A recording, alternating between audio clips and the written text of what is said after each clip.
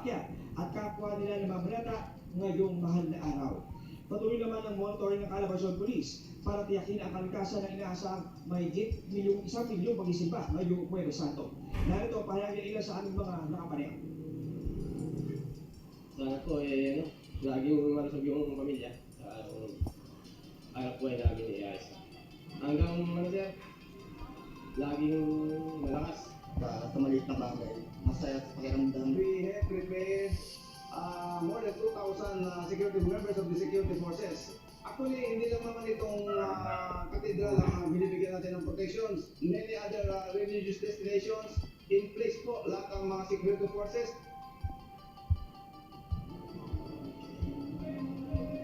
Dito sa kaliwa tuloy nga ang road closures ayon sa Rizal PTO ay magbubukas daw ito bukas alas 5 ng madaling araw ng Biyernes.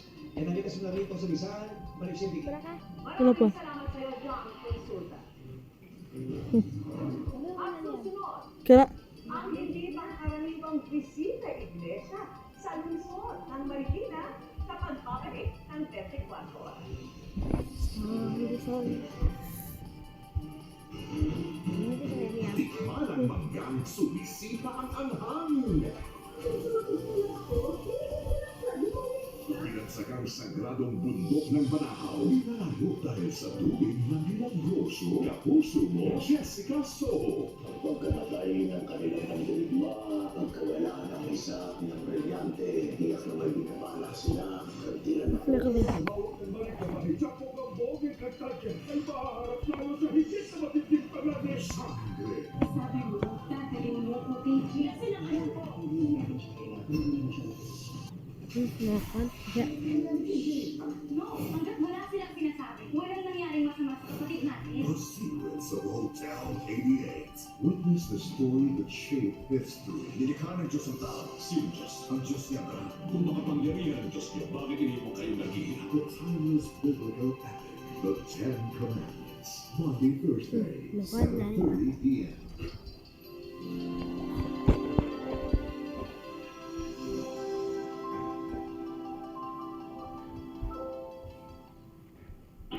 Sa wakas, after 2 years, dumating na Amy, po Amy, yung Amy. package na pinadala ng kapatid ko at may ako.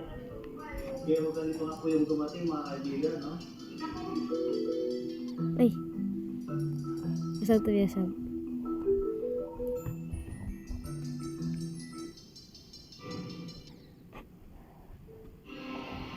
Kaso yun eh. Mahigit 3 milyong pisong halaga ng illegal na droga ang nasa bangko ng kinasang bypass operation sa barangay Singkamas, Makati City. Ang paliwanag ng mga nakasing suspect, tinutukan ni Jomer Apresto.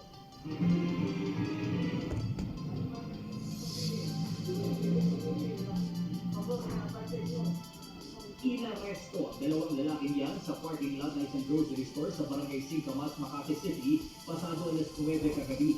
Nahulihan daw sila na naabot sa 3.4 million pesos na halaga ng illegal na droga sa ikinasang drug bust operation ng mga tauhan ng SPD District Drug Enforcement Unit.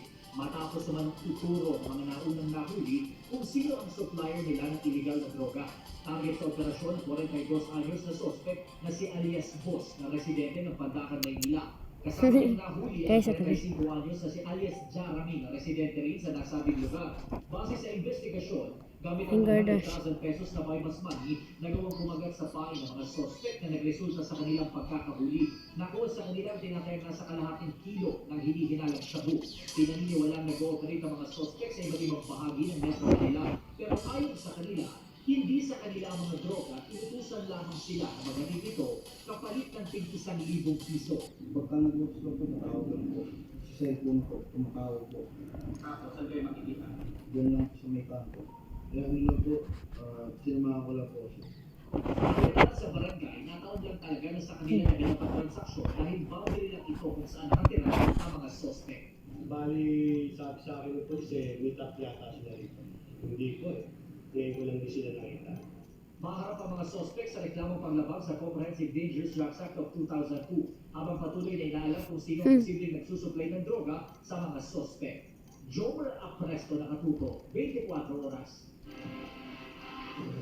Ibinasura ng Santigan Bayan 6th Division ang motion for reconsideration ng siyam na dating opisyal ng DPWH ni Maroka para May sekreto?